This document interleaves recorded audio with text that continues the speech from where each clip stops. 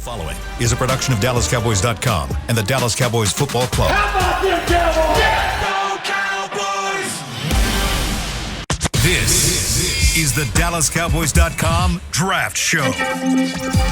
Your war room for insider news and draft analysis from deep within the confines of Cowboys headquarters at the Star in Frisco. The Dallas Cowboys select Michael Parsons. Woo! And now, your hosts, Brian Broaddus, Jeff Kavanaugh, Kyle Yeomans, and David Hellman. It is Thursday, February the 10th, and that means it is time for another episode of The Draft Show brought to you by Miller Lite. Hi there. I'm David Hellman in your radio or your headphones, however you're digesting this podcast. I'm joined by my buddies, Jeff Kavanaugh, Brian Broaddus, Kyle Yeomans. You know the drill. Jeff, who's the last player you watched? What's with all the tough questions? That's not a tough question. I don't know the order I watch them in. I guess Kirby Joseph was the last one. Who is he? Kirby Joseph is a safety out of Illinois that would be a really nice player in the third round, Dave. Senior Bowl guy, right? Senior Bowl guy. Yeah. Yep. He's a Senior Bowl man. He falls in behind the top two groups, I guess. Okay. Kyle Hamilton, Notre Dame, which you can't have, so don't worry about it. Sure. Daxton Hill, Michigan, which for me is a cheater grade, first, second, so somewhere near the end of the first round. Second round is Jaquan Brisker, Penn State, Jalen Petrie, Baylor, Lewis Cine, Georgia. Third round is Kirby Joseph. I'm actually really glad you did that. We got a question about the safeties, so we can get into that in the second segment. Ha-ha! By the way, it's not as cold outside as you think it is. It was when I left the house this morning. You have on a hoodie plus some sort of fur jean jacket. Yeah, thanks, man. It's very stylish. Mountain man, yeah, like he's doing Denver Bronco radio. I like to look stylish if I think I'm going to be on camera. Is that okay? You are looking good. Thanks, I'm sorry, man. I'd like to take all that back. No, it's you're okay. looking good. It's okay. How's everybody else this morning? Great. Wow. Great. Yeah. Nice little synergy there. Yeah, there you go. So, all right. I asked Jeff about a prospect, but what I want to do today, and Brian, I think you'll appreciate this. This is the frustrating thing about doing a draft podcast that starts in January is there's just a whole lot we don't know about what this team is going to look like on April 30th or whatever day the draft starts. And I think You going to stop doing the draft show for a while? No, I Until we get it figured out? No, I absolutely don't. But I do think it lends itself to some interesting conversations. If you remember, Financially, you and I don't need this thing to stop. That's a fair point. let's not Keep doing it. I was thinking 4 times a week, Yeah. honestly. Kyle and I don't get paid by the appearance, so you guys can Brian and I are going to do 2 more a week. Yeah. Just be you two. Godspeed. But if you remember last year, it's a great example with Dak Prescott. Like, we wasted a lot of breath on quarterbacks before we knew that Dak was going to sign his deal. Long-winded, where I'm going with this is, if you follow the Cowboys, you are aware Amari Cooper and DeMarcus Lawrence have been in the news recently. There are whispers about their futures. There's some uncertainty there. The Cowboys are projected at $20 million over the salary cap. Maybe they're disillusioned with what they got out of those 2 players last season. And I just kind of want to take a deep dive at what that might look like and how that might affect the draft. And so let's just take a look at it. We don't know what's going to happen. Free agency is still a month away. The start of the league year is not until mid-March. But can you envision that? Why would the Cowboys do that, and how do you think that would affect them heading into this draft? I think that they would do it. You know, the easy flip of a switch would be the Dak Prescott stuff to get the money. Now figure out from there where you want to go and how you want to shape your team.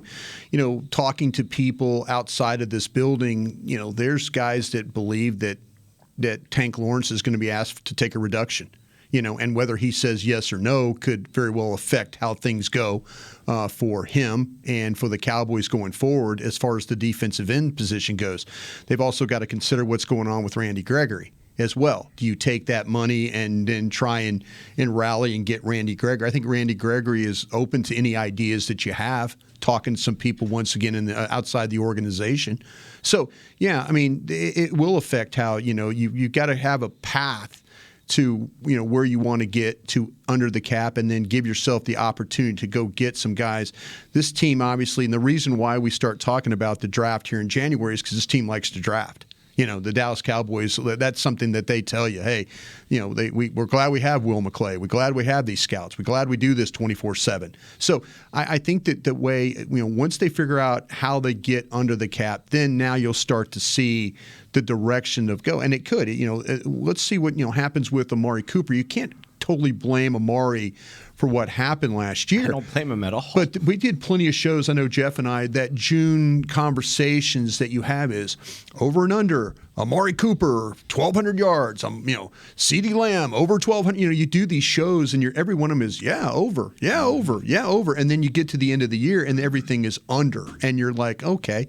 And there might be some talk about, with Amari Cooper, he plays banged up. He does go out there and do what he has to do. There's probably some things that happen because of the vaccination issue of missing games. That's a fair point. So all these things come into play. And how they look at their draft is that once they flip those switches, now it's like, okay, here we go. This is what we have to do. You don't want them to force, they've forced players before. And we've got on them about that. We've got on them, and we've talked about, hey, just take that best player. And it's worked out for them a couple of different times. I think they're open to that. But, again, it's about getting everything in line, say, when we get to the start of the new league year. Spot on, because even Stephen Jones, when we were talking with him in Mobile, talked about that. The reason why they've taken CeeDee Lamb 2 years ago and Micah Parsons last year was because they set themselves up for success by at least covering their bases. They weren't necessarily excelling in a couple of those directions. And, in a couple ways, at least this year, you saw Jayron Kearse. That was supposed to be a hole filler. Yeah. He ended up being an impact player. And that's the kind of value that this front office has to find this year, especially after paying your quarterback. It's tough. There are tough decisions on the horizon, and with guys like Randy Gregory and DeMarcus Lawrence, you would like to bring both of those guys back, but the reality is you're probably only going to bring one of those guys back. Real quick, cutting DeMarcus Lawrence would carry a cap charge of $19 million and save you $8 million. If you were able to finagle a trade, it would be the same exact number. Same goes for Amari Cooper. A cap charge of $6 million, a savings of $16 million. See, now this is where you decide which one might be going. This is where you have the discussion about trying to use then Amari Cooper as a trade piece. Sure. If you're interested in moving on from him, okay. I was going to go somewhere else, but that's interesting. It's an idea. It's not something. To me, what do you think you could get for him? To me, I'm using him with him in 24 to try and go up. And now the next trick is the draft show needs to figure out who you're going up for. That's we can find a guy. Now, I'm not worried about that. If you're trying to help, if you look at the first wide receiver, we've talked. Jeff and I did a show with Dane Brugler, and we had this discussion last night.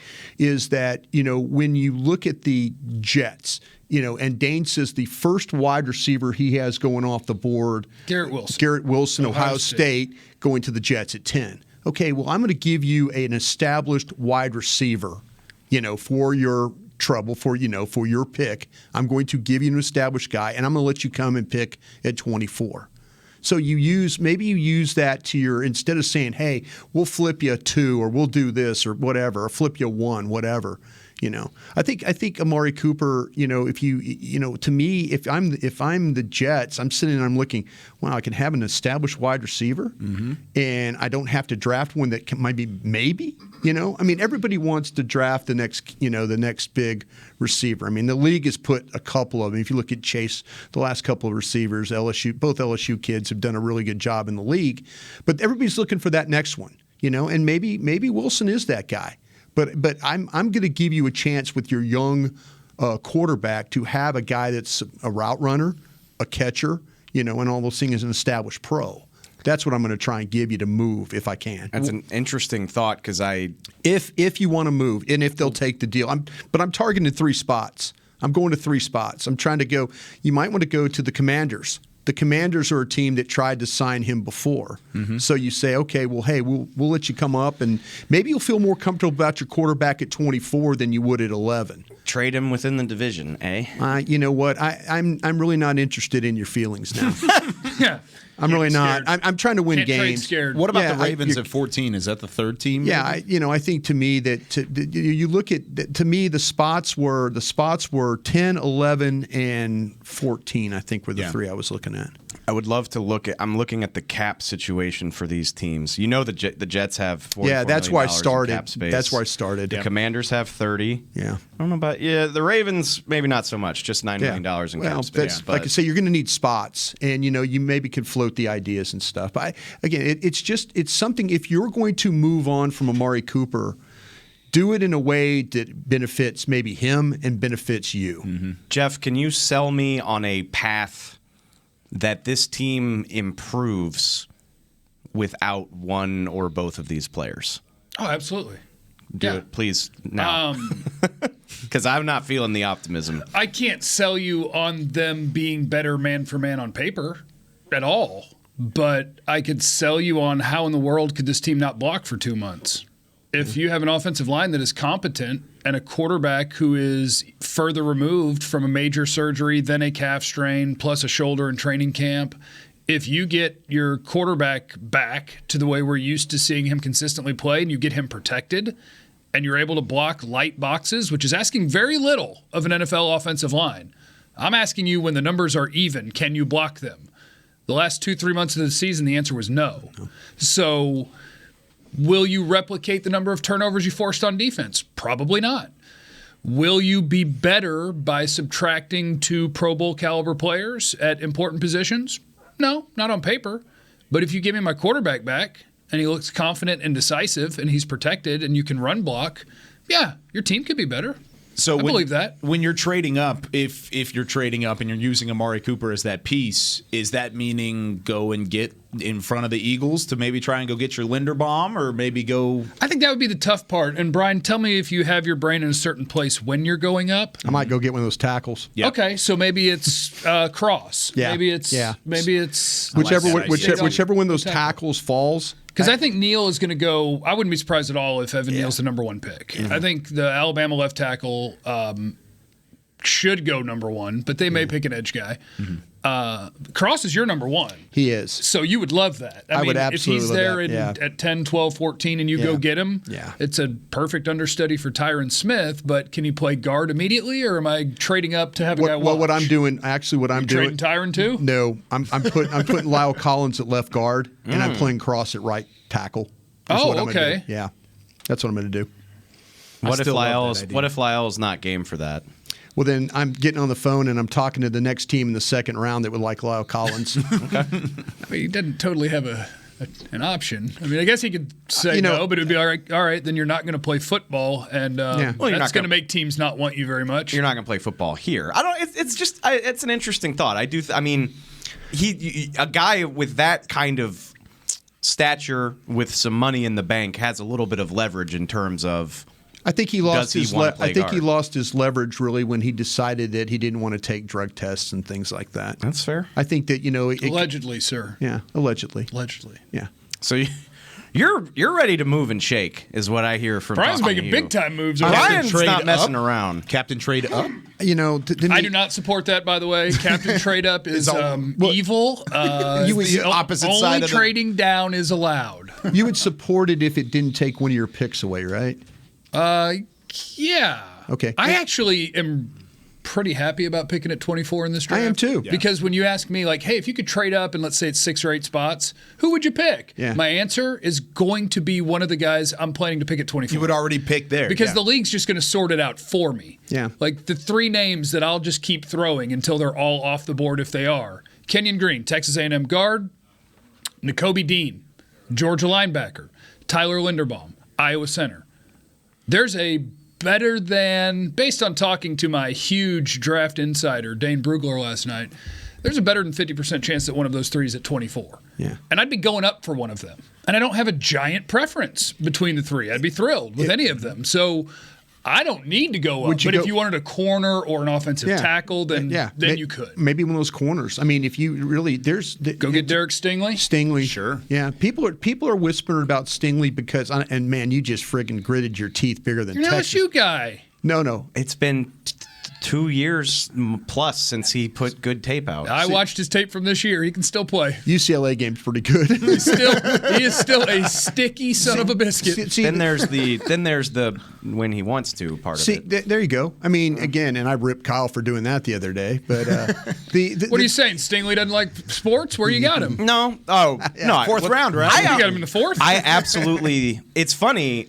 You have him in the first? I think Stingley's an interesting conversation because he's got top 3 pick talent. Sure.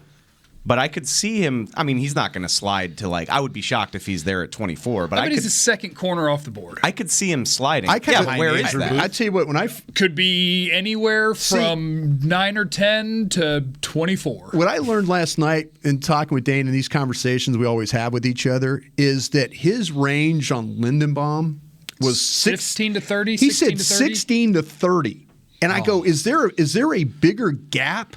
He said, well, maybe these quarterbacks will have a bigger spread. We're going to get to that. Of where they can go.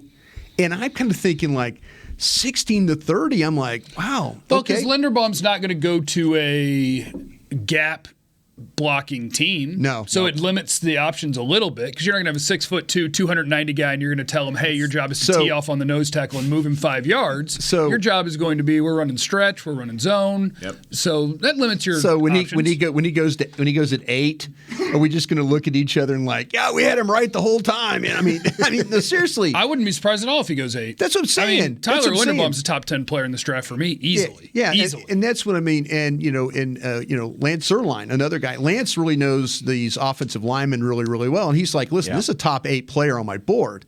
But again, he mocked him at 30 or 31. Exactly. Wow. Is that just because of size? Is it question marks there? Oh, that's the thing. He's a 295-pound guy. Yeah. That's what he is. I'm loving this conversation, but before we lose... I'm sorry. No. I took you down a bad path. No, that's what the draft show's for, wherever you end up. No, Brian, you take us down great paths. But sometimes. You don't...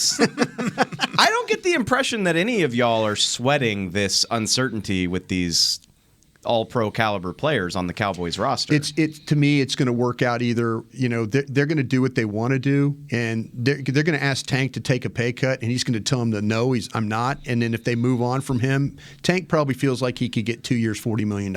He could get $20 million a year from somebody out there. And if you could do that, you turn down your opportunity to make less. You say, absolutely not. Thank you. I'll move on and get guaranteed money again. Yeah. We talked more about Amari at the top, but what does that look like? What is... I think that's more cut and dry myself. You just give that money to Randy Gregory and call it a day? I think that's then now it turns into, all the Jeff's going to give you a bunch of names of really good wide receivers to think about in this draft. You post-June 1 them, right? That way you save 19. You save more money if you do split the hit that. over 2 years, and in theory you're saving 19 this year, but you're also going to eat $8 million next year. But I'm trying to. If I know that I'm going to move on from him, I'm trying to use him as trade bait. I'm using him to go up instead of having to use a pick. I think if I want to go get one of those tackles. Pre-June 1 trade, you only save $8 million. Post-June 1 trade, you save 19. Not to mention, I think Tank's deal makes him harder to move. Yes, because you've read. Oh no, I'm not thinking about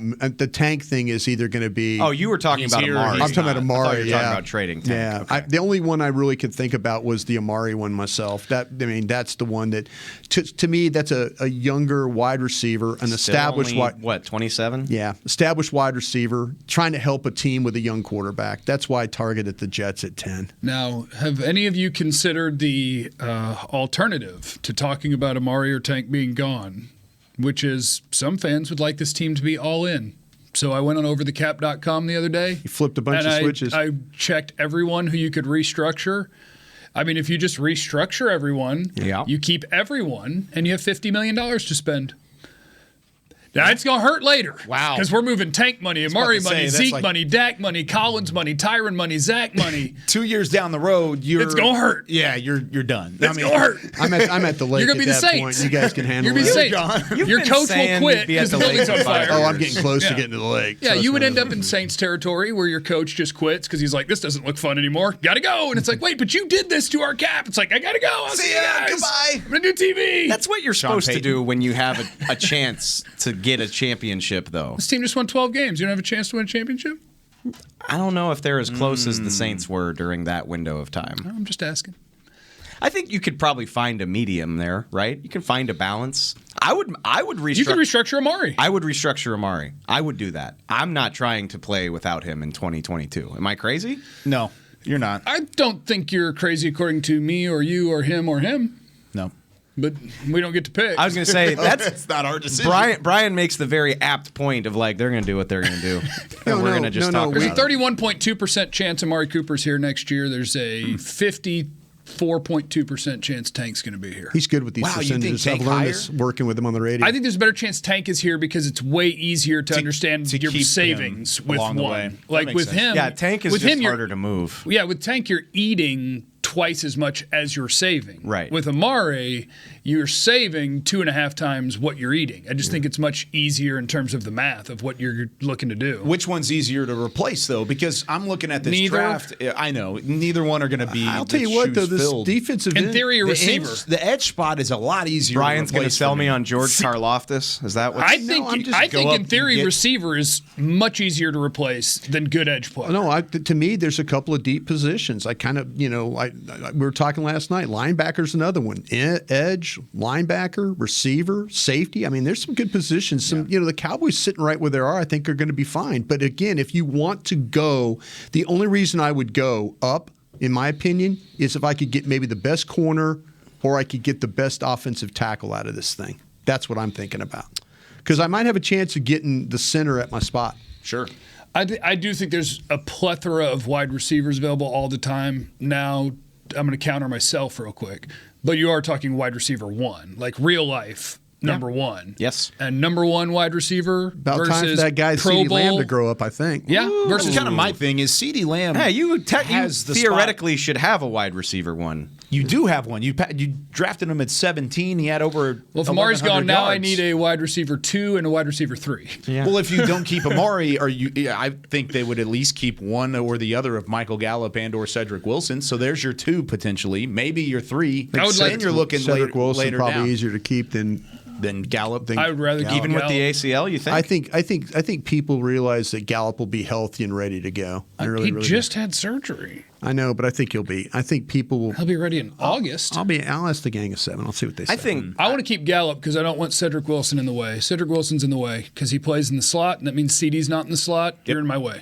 I would prefer to keep Gallup, and I would love to try to do it on like a 1 or 2 year situation because of the injury. I mean, it sucks that he's hurt, but he was hurt the whole year, wasn't he? more or less. Our receiving core could be Michael Gallup, CeeDee Lamb, and either Jalen Tolbert or John Mechie. Bam! I'm cool with that. I mean, That sounds great, actually. Two of your 3 are gonna like miss training camp probably. But So? I mean, no, Who that's cares okay. about training camp? A lot of people. We don't count games in training camp. That's fair. All right. That's a lot to consider without a lot of answers, but I don't know. Hopefully, I think it's important to just kind I'll of lay take the that out at Pickens least. kid from Georgia, These by are the way. conversations that are going to be had over the next 5 or 6 weeks. Just tell people the truth. Like, What? if you're looking here for all the answers instead of just whimsical musing Yeah, about the draft, that's what we're here bad for. news, baby. Your boy likes the podcast format. Wherever we go, we go, and whatever we say, we say. Perfectly said from Jeff. We'll be right back after this break.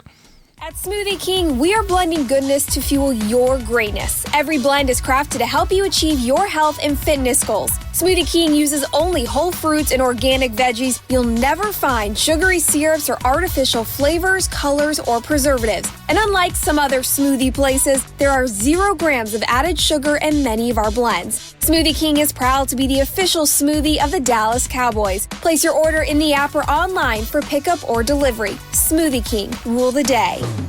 What do you call a group of grown men and women with their faces painted silver and blue who get together every week to share a 3-hour-long ritual of jumping, singing, and toasting Miller Lite in 10-gallon hats while yelling, "How about them Cowboys?" You call it Miller Time in Dallas. Here's to the Cowboys. Here's to the original light beer. It's Miller Time. Celebrate responsibly. 2021 Miller Brewing Company, Fort Worth, Texas. Football season is almost over, and that means tax season is here. With it comes taxiety. Filing taxes can be stressful if you choose the wrong partner. Don't let taxiety take over this tax season. Liberty Tax will help you get your largest possible refund or your money back. With more than 12,000 tax professionals nationwide, help is always around the corner. Check out Liberty Tax, proud partner of the Dallas Cowboys. Schedule an appointment today at libertytax.com/Cowboys. Liberty Tax, a brighter way to do taxes. Hey, Cowboys fans, if you're thinking about attending a game this season, visit cowboystravel.com to book your travel package today. Stay at the team hotel, have dinner with a Cowboys legend, and experience AT&T Stadium's exclusive VIP Owners Club. Also, tour the Star, get autographs from your favorite players, and talk X's and O's with me, Mickey Spagnola. The official travel partner of the Dallas Cowboys will take care of all your travel needs. Visit cowboystravel.com. This is the DallasCowboys.com Draft Show.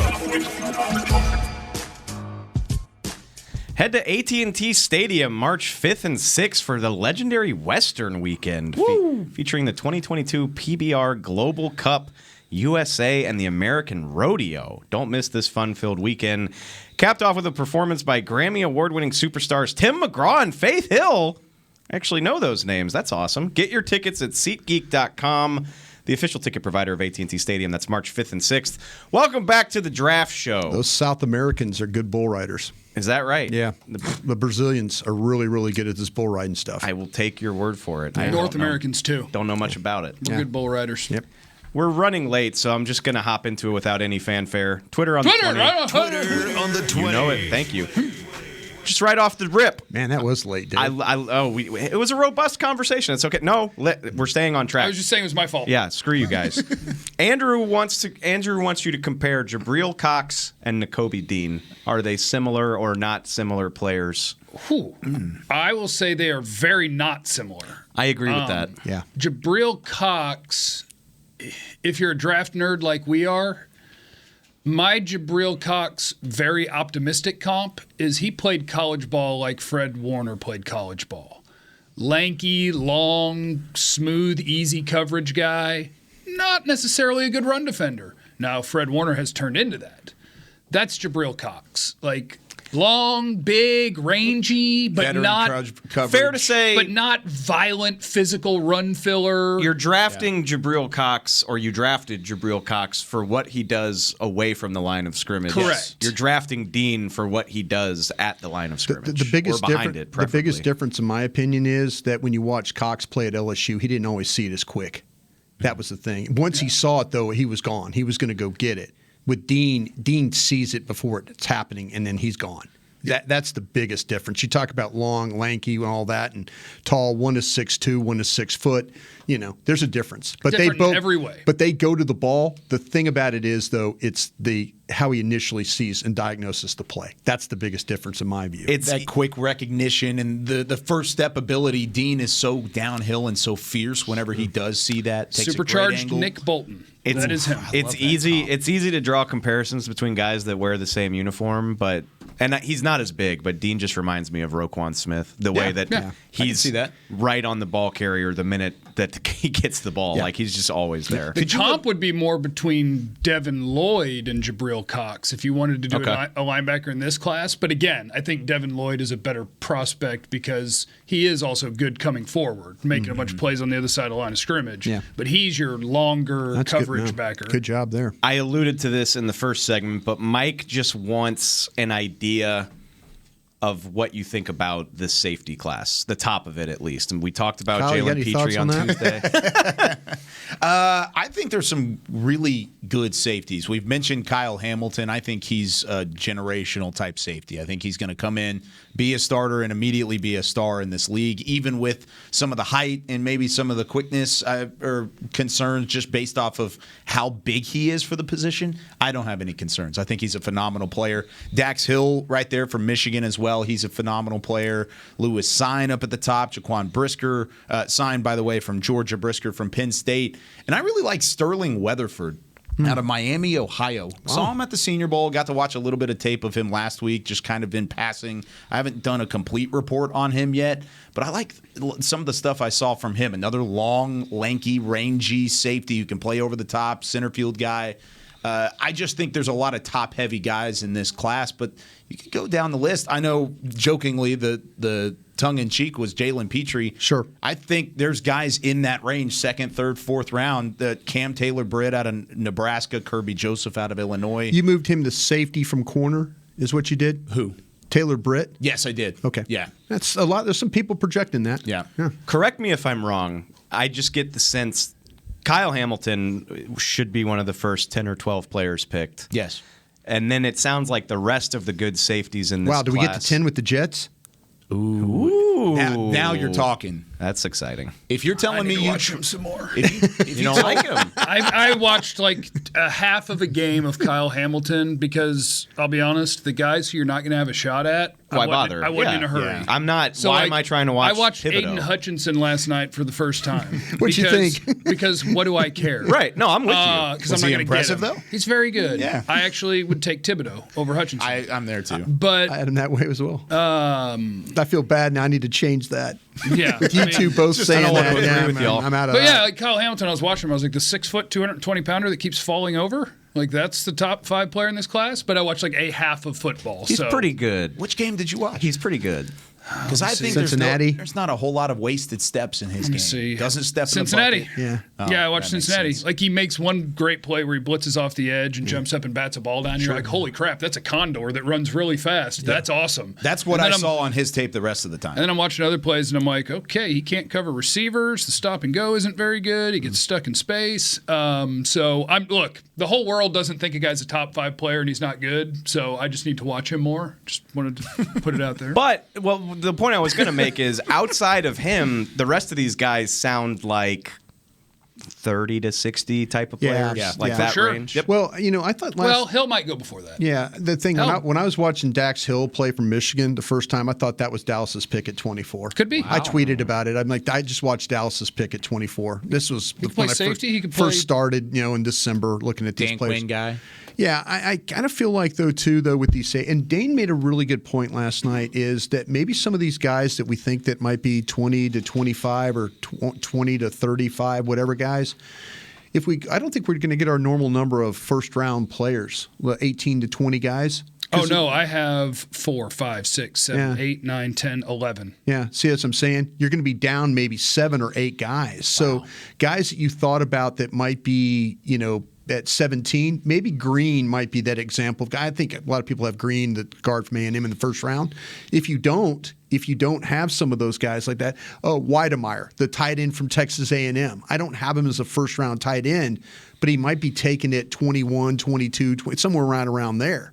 You know what I'm saying? So Let him go. Bring me Trey McBride. well, no, that's what I'm saying. There are plenty of guys. I'm just saying, though, that there's a lot of people that the number, usually that number is 18 to 20 of first-round grades.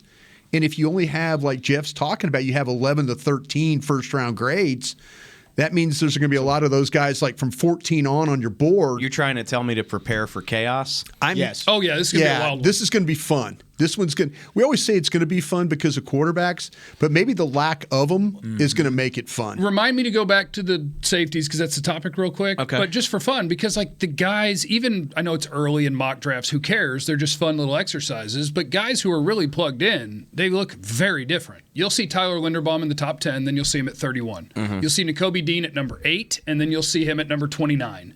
You'll see Devin Lloyd, same thing. He goes 12. Nope. He goes 26. Like Stingley. Is he going to go 3 or is he going to go 18? Like, it's going to be all over the place, and you'll just see what happens. And the safety class, I think it's a good safety class. I do If you need a too. safety, I like this class. I do too.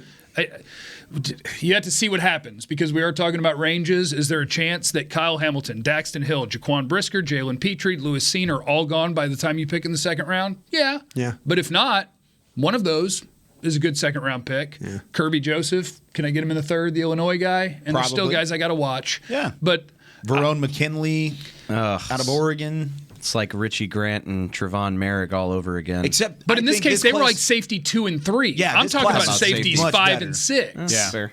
That's fair. Actually, you're going to have a shot at drafting a starting safety in the second and third round. This lends itself well to the next question. Sports2 Trill wants to know. That's his name. Love it. Best case scenario. In a best case scenario for the Cowboys, how many of these quarterbacks could you realistically see going in the first 23 picks? 3 tops. I think Corral, Willis. Pickett. I don't know Willis. I don't know if people will like Willis as much as I like Willis. I think he's going to test really well. Oh, he and I would, think yeah. he'll be up And it's there. quarterback-starved league. Everybody's not going to be able to trade for The Rodgers or Watson or whatever. The first one, we'll see what happens. You know, the Commanders, and Carolina, Washington, Yeah. give me another team that could take a quarterback. 3 could be gone. How about Minnesota? Yeah. No, they've already got. Well, they got the kid from A&M. Yeah, and well, I guess Zimmer's gone, but Mike Zimmer told you what he thought about him. Well, and I'll tell you what Kellen Mond is, okay? And one Saints? school out there, don't listen to this. He can't play in the NFL. Pick another quarterback. He couldn't complete passes outside the numbers in college football. It's true. He ain't playing in the NFL. I'm looking at it. I mean, New Orleans in there. New Orleans, Denver, Washington, Pittsburgh, maybe Minnesota, maybe You could Cleveland? get 3 gone. Maybe Cleveland. Maybe Cleveland. You Yeah. could get 3 Cleveland gone. could be there. You could get 3 gone. Or it could be an EJ Manuel year where 1 is gone. I mean, Howell's gotta be. Howell's got a shot. I think Hal and Pickett. I mean, me personally, I have it Willis, Hal, and Pickett. That's how I have my order.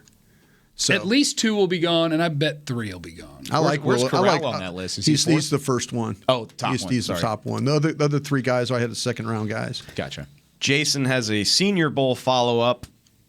What are your thoughts on Daniel Falele, the gigantic Minnesota tackle, and Darian Kennard out of Kentucky? There's such a thing as too big. Why you look around all terrified like that? That's know what he who does. said That's it. what he does on a radio. He'll like this is his way of Drop your lobbing, grenade. drop the grenade and then move. Yeah. Well, I like it's fun if you can be a nifty, what is he, 6'8", 390 or 6'8", whatever. he's nuts. But it's just like you're gonna, and maybe I'm wrong about this, but I've already seen things about the Jets where they're like, hey, Mekhi Becton, wait, where is he? And it's just like a giant guy who you guys can tell me how he did the Senior Bowl. My understanding was He's all right. I wasn't particularly so- impressed. I mean, not that He I don't. got beat by all the quicker guys. Right. Let's just say that. Everybody who had any kind of speed coming off the edge, any kind of get off, 6'8", he was 390. beat. Yeah. That's WWE. The problem is, like, you Seriously. look at a guy like Neal, and you understand why Neal was that big and then be a first round player. Sure. And then you watch this kid, and then you see the lack of foot quickness, and then that's the thing that kind of takes you back. And he gets really tall out of his stance, and it's hard for him to move. And Jeff's right. There's a point in time where you're too big. Evan Neal's as big as you're allowed to be. Yeah, when you're 357, it's a lot different than being like 379 or whatever this kid is. He sure as hell looked. I mean, it was wild looking at him like huddling up big with the dude. other guys. Him and Trevor Well, Penning let me- just looking across from each other was people massive. are going to talk about. Remember Orlando Brown coming out of Oklahoma? Yep. Remember how? I mean, that's a guy that was 6'8", 345 pounds. Okay, And tested as the worst athlete. and in tested the as history the of worst league. athlete. And next thing you know, he's playing on Pro Bowl player. Yeah, exactly. So for every time that you might think that these guys can't, maybe the lack of foot quickness and all, someone's going to remind you of Orlando Brown in that whole thing.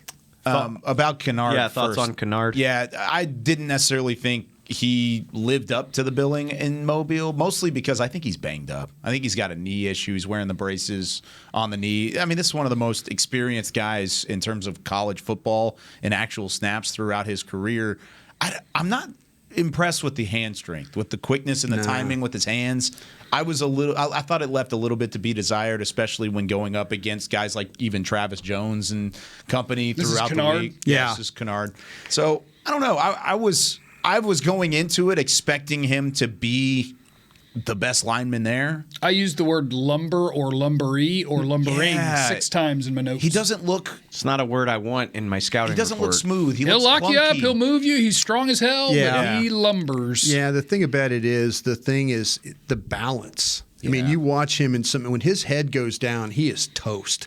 And a lot of offensive linemen, when they lunge or they get overextended, and a lot of it has to do with what Kyle's talking about, your hands, where you put your hands, hand placement, your punch, the ability to sit down with bend your knees and stuff. And this kid, you're right, though. He is massive. He gets movement in the running game. There's times you see him like guys can't get around him or through him.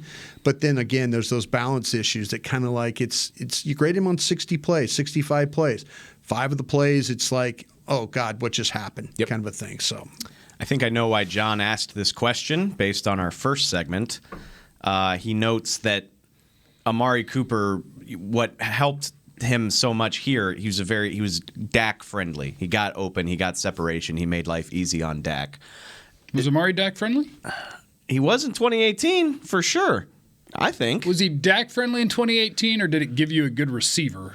I think because I feel like the thing with Dak is, I love Dak. I'm a big Dak fan, but like Amari Cooper, I think a lot of people over the last couple of years you would have expected more catches, more yards. I think that's fair. And Dak was hurt. My reasoning for this is Dak, and I think his accuracy has improved over the years, but Amari Cooper was just a guy that was easy to get the ball to. Sure. He'll get open. With that in mind, is there a receiver like that? I get basically a route runner, a technician, if you will, that you've seen in this draft class. I've got one. David Bell from Purdue. He was good for daily fantasy when I didn't know who he was. Really? Yeah, he put up big numbers. Wow, 6'2", 205 pounds, and he's one of those like traditional X receivers, and he plays bigger, but he plays quicker than what he looks like even on paper with the 205. He has great route running ability, very sharp in his cuts, and I think he can catch the football pretty well. Good pinpoint accuracy being able to high point the ball. Good receiver. One of the 3 guys that I've watched, and so I'm pretty solid. I'll tell you. I feel good about this guy. I feel good about him because he's better than the other 2 that I've watched because I kind of started I'll give you a guy. We mentioned him because I wasn't sure. Jalen Tolbert. No, Tolbert is good. No, Tolbert can catch the ball. You're absolutely right about that. Is he a route runner, though? Yes. Yeah, he is. Well, I would say the vertical vertical stuff is great. He's a technician. Yeah. He is one of those guys. Changes speed. The reason that he gets open deep, even though he's not a burner, is the same reason he gets open on other routes, which is he knows how to get to the corner, get him head up, stem him, if you want to use football change terms. The pace. He knows how to stem him. He knows how to change speeds in the route. He knows how to make you think I'm doing something I'm not. Yeah. Jalen Tolbert, South Alabama, 2nd round. I'm cool with it. I'll give you a guy. When I watched Drake London, again, I talked about the USC stuff. Fight on. I thought he was a bigger version of Adam Thielen. Holy cow. That's what I thought, catching the football. Okay. He was listed at 6'5". There's no way he's 6'5", right? He's a big boy. Big boy. He's a big boy. Adam Thielen is 6'2", 201 when he came out. So, but I thought I thought he was a bigger version of Adam Thielen when I watched this guy play because he lines up inside, outside. He catches the ball all over the field. It doesn't matter where it's thrown. It's coming. He's coming with it. He's going to catch the ball easily. You talk about a guy that's very quarterback friendly. This kid right there, because USC struggles with that quarterback. They've got all those high-priced guys out there, and they play him like, they shuffle him in and out. This guy, they target him like 13, 14 times a game, and he comes away with 11, 12 catches every single time. He is a guy, when you watch him play, you talk about a friendly, quarterback-friendly player. That's the guy. And it's dumb to try to predict the exact range people are going to go in, but I'm going to throw out a name that I think is going to fall between your 1st and 2nd round pick, most likely. Okay. Chris Olave. Oh, geez. That's the second one you mentioned. If you want a route runner and a technician and a smooth operator, that is the smoothest dude in this class. I love, we talked about this on Tuesday, but he was the name to know on Ohio State at the start of the year. Yep. And now he almost feels like an afterthought. Until we learned what a Jigba was. That's what I'm saying. Yeah. And now it turns out that the draft-eligible ones aren't as good as the one who's staying. See, it's like Alabama running backs. I'll tell you this. Garrett Wilson is wide receiver 1 in this draft for me. He's wide receiver 1. And he wasn't the best one on his college team. My current defensive tackle number 1 is at Georgia. Maybe my DT 1 and 2. Oh, my God. They weren't the best defensive tackles on their team. Talked about this draft ineligible Jalen Carter. I want him. He wanted, When does Come the back. 2023 draft show start? Come back in 2023, man. Can we tank this year for Jalen Carter? Tank the draft. How high do you No, think we have tank to next draft? year. We need to listen. Let's eat some dead money, get all the contracts off the books that you Get it want. out of the way. Yeah, and let's try to get in the top 5 next year and get Jalen Carter, Georgia, D tackle. Here we go. I'll tell you what, I like what you're doing there. Thank you. Can I go back with Olave real quick? Yeah, of course. How many picks can we get for Dak? Yeah. Oh my gosh. No. This team will let you talk about stuff like Put that, Cedric believe it or Wilson not. at Anybody else quarterback. would get fired.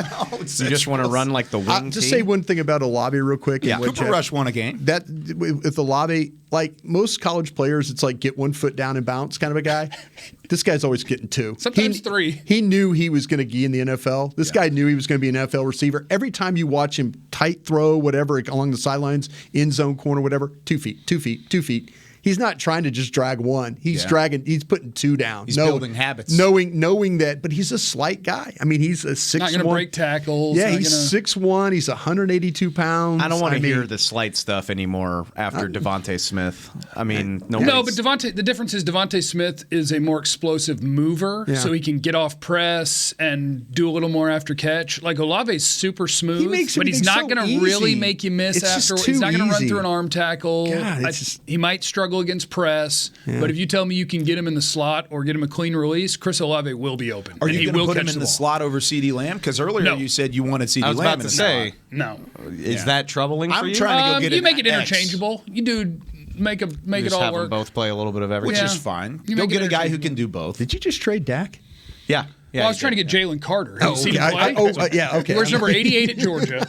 And you'll know because the You two want- you're defensive right. tackles that are about to be You've drafted in the learned first round 8 years look of like they're eight- terrible when they're eight- next to him. 8 years of doing this, you've So- learned. You pick up other guys that you're trying to watch the one guy you're trying to study. Yeah. Jeff's trying to get rid of the franchise quarterback for a defensive tackle. Yeah, I love go it. after him on He's a Twitter. really I'm doing- good Give defensive I tackle. will have you know that I am clearly doing bits to express my love for that defensive tackle. Yeah, exactly. That's all. All right, I have a good one from Steven, but Trey Diggs. it Steven rolls- Jones? Not no, Steven with a V, Could not be. a PH. Could be. Okay. I don't know if Steven Burner. listens to the show. Burner count.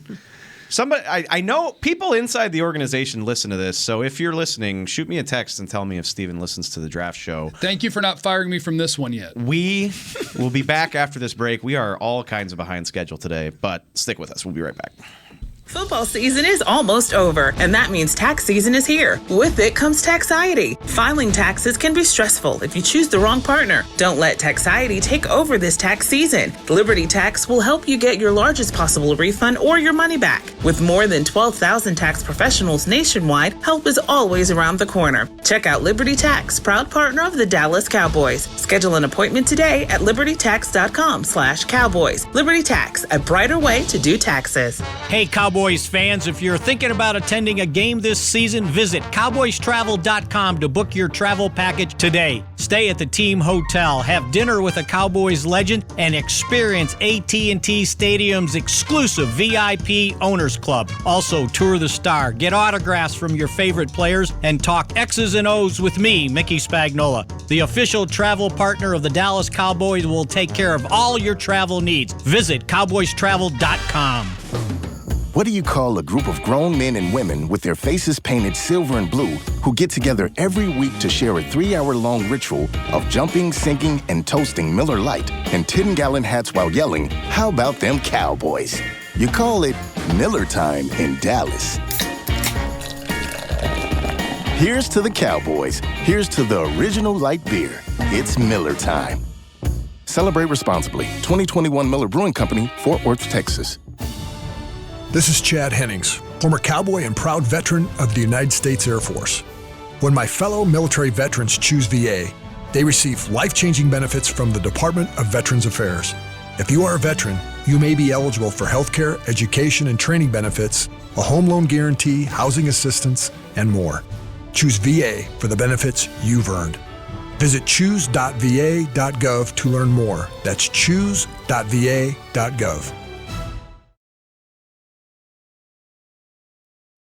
This is the DallasCowboys.com Draft Show.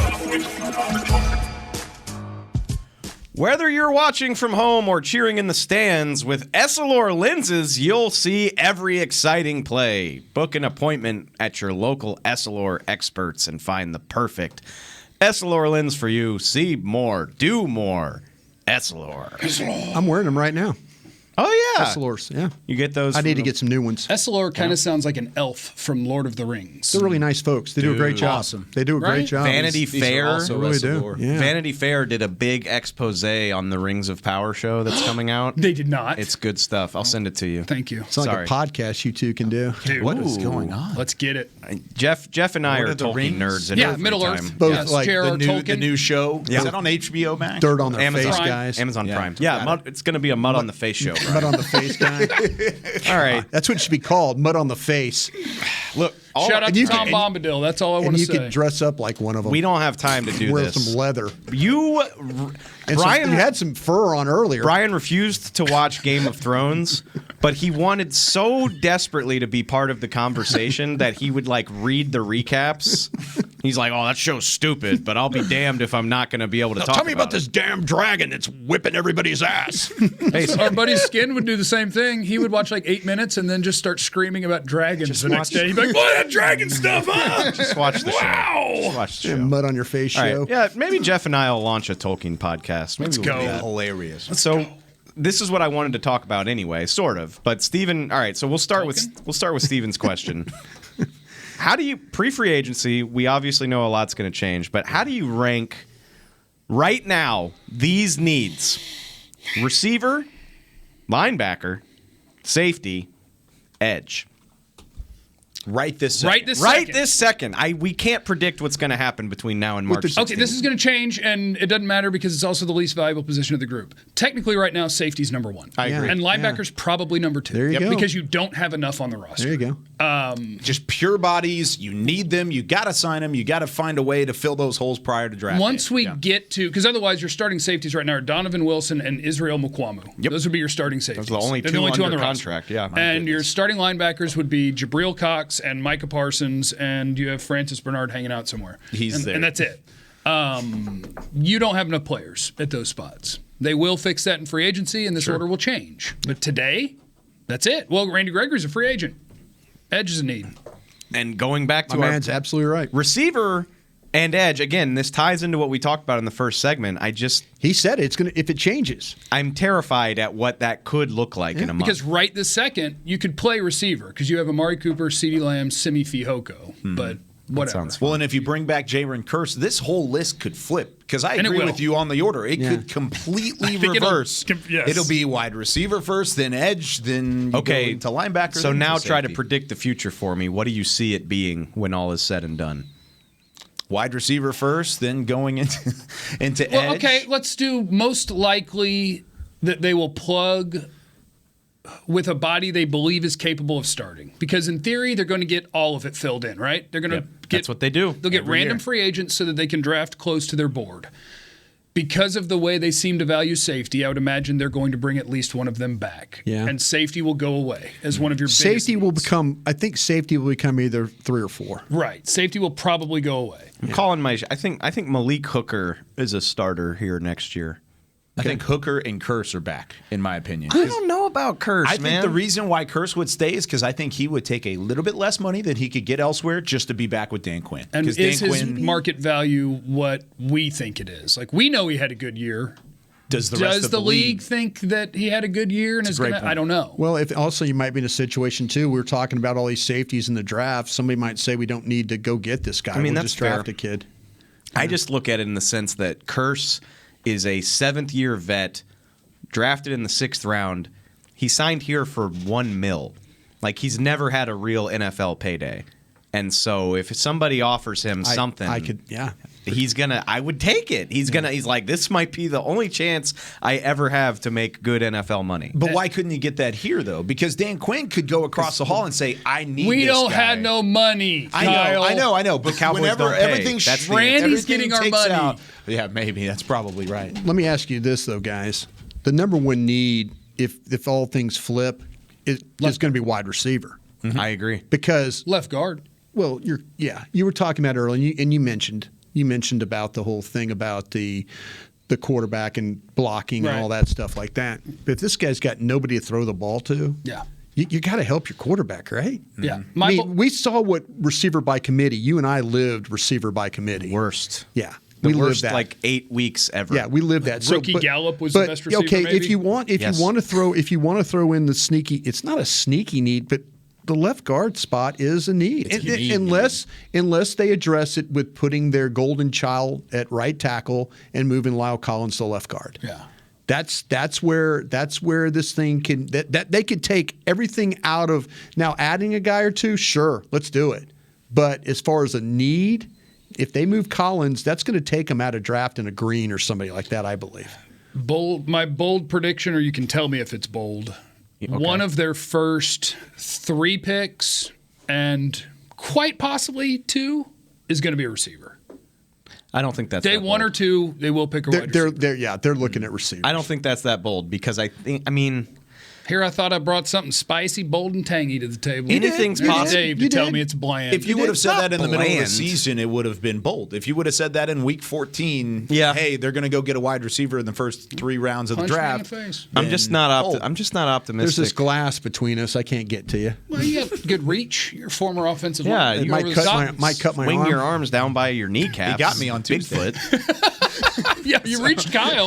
Got over here. I don't know. I don't know. It's early, but I just think the writing's on the wall. I just think that's the one. That's Did we- kind of the one position, or maybe you could give me another one where you're like, I promise you, their first 3 picks, this position will be. I kind of taken. still Offensive line. I still kind of feel like linebackers in that top 2. No, I would say, honestly. Odds we hit them all there. Offensive line, wide receiver, and linebacker are the I first think 3 in high. some order. I think there's a high chance at that. When do you think they would have to make a decision about LC if that's going to happen? And I have heard no rumblings from I anybody. would want to give him the whole offseason to do it. That's what I'm saying. Yeah.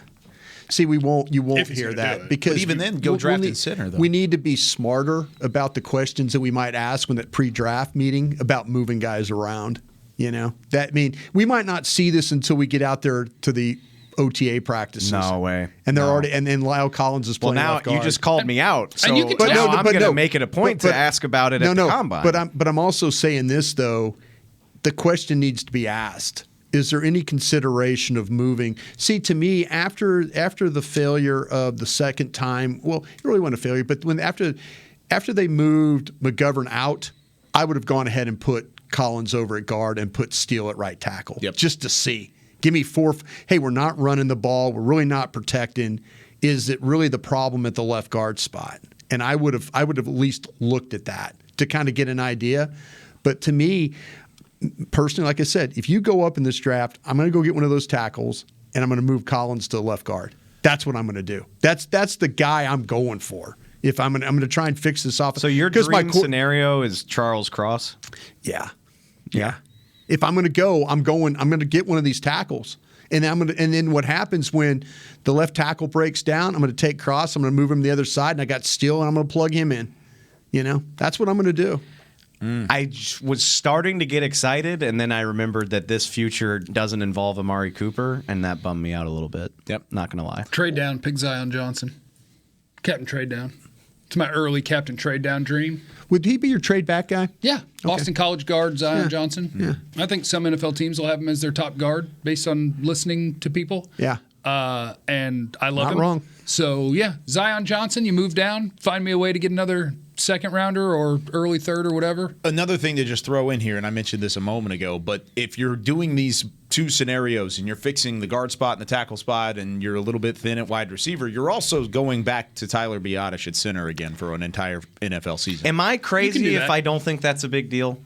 I think it's okay. Well, that's what I'm asking. It's not a terrible idea. If I could draft Tyler Linderbaum, I would do it in a heartbeat because he's Tyler Linderbaum, not because you. But feel... I do think it's easy. If you can't get Linderbaum, you're probably not upgrading at center. That's what I'm saying. I think it's easy to just dog Tyler Biadasz. Like I don't think he is like just this problem that ruined their offense, you know, and that's kind of they took turns being problems. I was about to say no. I mean, he's not. It wasn't all on Williams and McGovern. He's not Travis Frederick, but I don't think like if they don't upgrade that position, I don't think it's going to like sink their offense. I kind of feel like that there's some centers there. This Alec Lindstrom from Boston College. Yeah, I kind of feel like that if they're really looking for a guy. If you miss out on Linderbaum. Where do you have him, Lindstrom? I have him in the 3rd. Okay. So that's what I'm saying. I mean, him a note to watch. and the Parham guy from Memphis, I know that's a conversion from a guard to the center spot. and it might be a little bit of a flip there. But I kind of feel like there's like third-round guys. If they're really interested, if they miss out on Linderbaum, there's some centers that could be just as good as what you're playing with right now. Jeff joked about this on Tuesday. I don't joke. Is that right? Yeah. Did our guy Green play center at all at A&M? I know he played tackle. I don't believe he played. I've heard all 5 spots, but I've never seen. Dane said that last night. Yeah, Dane said all 5 spots. I talk at youtube.com/Jeff Kavanaugh. Yeah. Plug that thing, baby. Yeah. Oh, yeah, YouTube page. We did a draft thingy last night with Dane. I didn't think he did, but I'm not going to doubt Dane either. So I didn't see him. I know he played right guard, left tackle, left tackle last year. I've seen him play all 4. I've seen him play tackle against Alabama, and I've seen him play guard against LSU. That kind of stuff. Thinking out loud. That's all. Yeah. Let's see if I can figure out the Kenyon Green situation. I'm on it, too. I just want to see if he ever played center. Yeah, I've never seen it with my own eyes. I have not either, and I don't think he did last year, but that doesn't mean that he didn't at some point. Because he can play wherever, and he's a badass. Yeah. I think I wouldn't mind doing that. Or trade back with Zion for Zion? No, pick Green at 24. Oh, okay. Oh, yeah. Yeah. And I do want to say, position flex means nothing if you're not awesome. Yeah. I just want that out there to the world. Because they tell you about position flex, and like this guy can play some guard, some tackle. Yeah. No, most guys that they tell you about position flex, it means he can't play. Kenyon Green can play all of them because he can play. Zach Martin could play left tackle tomorrow. You know why? Because he can play. That's a really great point. You're like, he's kind of a guard, kind of a tackle. He can't play. Micah Parsons can rush the passer because he's Micah Parsons. Because he can play, yeah. Along that line, we can probably put like Connor McGovern as center to bed. Can't play. Because wouldn't you have done it by now? Yeah. Like he doesn't have position flex. He's not quite good enough to be anything. I don't think Joe Philbin was a big fan of his. Yeah. That was a problem. Certainly doesn't seem that way. I'm not a big fan of Joe's. This was fun, guys. We got into the weeds a little bit. We're going to call this the Hypothetical Show. Good conversation. This was a good draft show. Thank you. I want you to know that you did a great job. Absolutely. Bring this energy every time. I would trade up for you. You mean bring my medicine? You would trade up for me? Yeah, take your Adderall before the show every week. By the way, Kenyon Green, 1 snap career at center. Bam! Played all 5. He played all 5, but he played 1 snap, and it was in 2020. All right, well, gentlemen, enjoy the weekend. I'll see you back here on Tuesday morning. We'll figure out, we'll probably talk about some draft prospects if I had to guess. Please do. Rock and roll. Thanks for listening to the Draft Show. We'll catch y'all next time. This has been a production of DallasCowboys.com and the Dallas Cowboys Football Club. How about this, Cowboys? Yeah!